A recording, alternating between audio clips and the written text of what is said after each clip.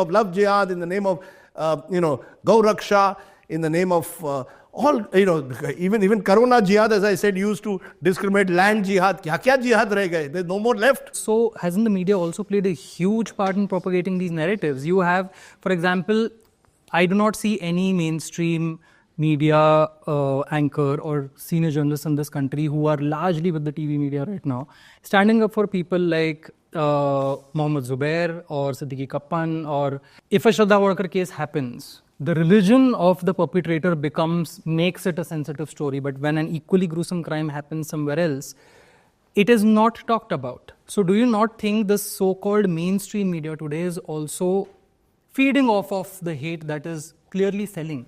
Two things. First of all, you are now asking a question which is deeply, which is pushing me into an ethical minefield and is problematic. Plus, who is mainstream? You guys are mainstream. Who is to say who is mainstream today? That's why I said so-called mainstream. Yeah, who is to say who is mainstream? But, I write in this book openly. And, I'll be honest, when I wrote that last chapter on the media, I was wondering, should I write it while I'm in the media or quit? Because how honest can you be? I've tried to be as honest. Siddiq Kappan you mentioned. I have a full thing about him in the book. Umar Khalid,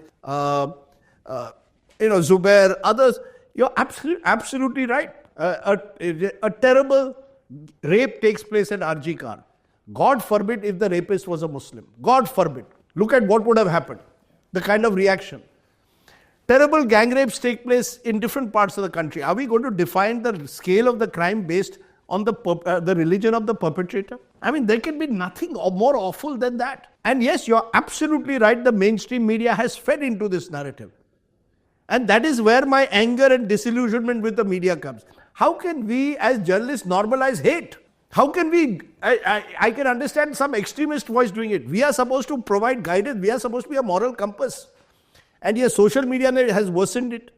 But television media also has much to answer for. I'm not going to stand here and claim I'm different. I'm a part of that wider television mainstream media.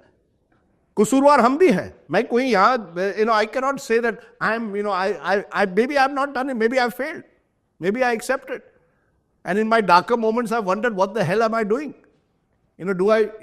Because this is where you draw the line. आपको लक्ष्य, आप बाकी जो आपको कहना है, Pakistan bashing करो, जो आपको करना है. But where you draw the line is against your own people.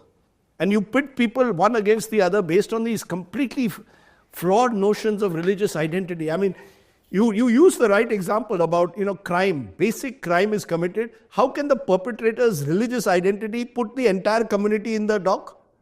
How can I put a community in the dock कि 300-400 साल पहले किसी मंदिर को तोड़ के मस्जिद बनाया था? Am I responsible for what happened 400 years ago? जब आप कहते हो बाबर की औलाद, ये क्या है?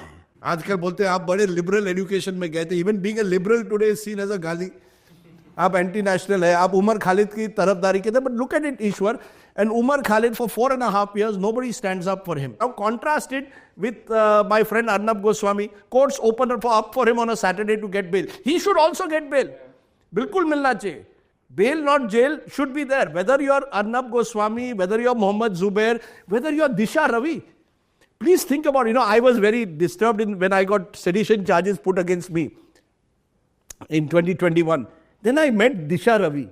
And I looked at this small girl and I said, she's an anti-national. That the great Delhi police, supposed to be the best police in the country at one time, along with Mumbai, goes all the way to Bangalore to pick her up, saying she's part of what? Toolkit. क्या साला मजाक बना रखा है देश को.